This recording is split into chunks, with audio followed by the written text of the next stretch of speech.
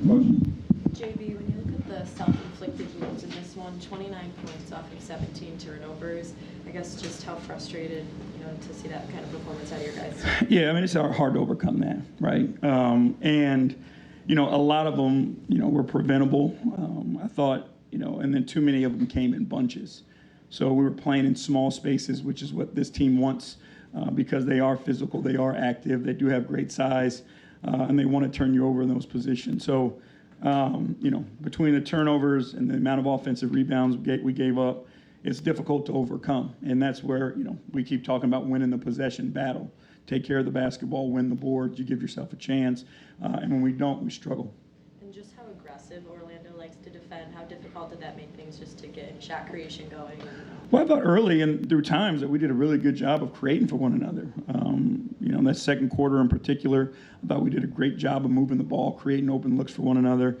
First quarter as well, shots didn't go, but we still moved and created the best ones. And that's the way you have to play against them, is you have to use their aggression against them.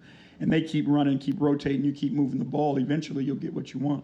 Coach, along those same lines, in the third quarter, it's harder with you because you get a three-point shot, and you guys are able to cut the lead down 2-1, but then after that, Orlando just went on one. Can you just talk about what kind of transpired during that time? I think they are a really good defensive team, to state the obvious. They have the ability, and the comfort with one another to kind of turn it up a notch.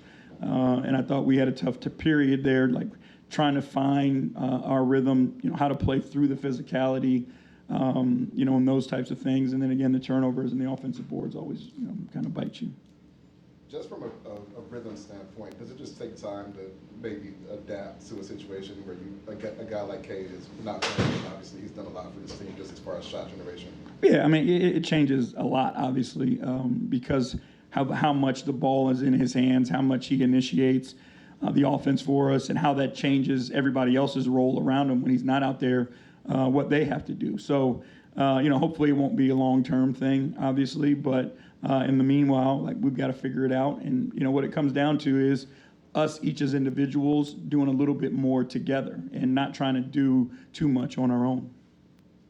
Coach, at this point, Marcus is playing pretty well. He had a season high tonight. He's picking up 94 feet at certain points. What's your assessment of how he's been playing? I thought he's done a really good job. I think he's been a really nice spark off the bench to kind of change the tempo on both sides of the ball. He's been certain with his playmaking and his decision-making the majority of the time. And he's a scoring threat, that defenses have to account for. So I think he's done a really good job in his minutes. Coach, can you talk about the growth you've seen in Franz Wagner's game, particularly since you last saw him in the playoffs last year? Yeah, I mean, there's a confidence there that you can see. There's a swag to him. The talent has obviously always been there. But then when you mix that talent with belief, that's kind of, makes it tough as an opponent to deal with. But, shows the time he puts into his game. He cares about winning. He plays the game the right way. He plays it selflessly.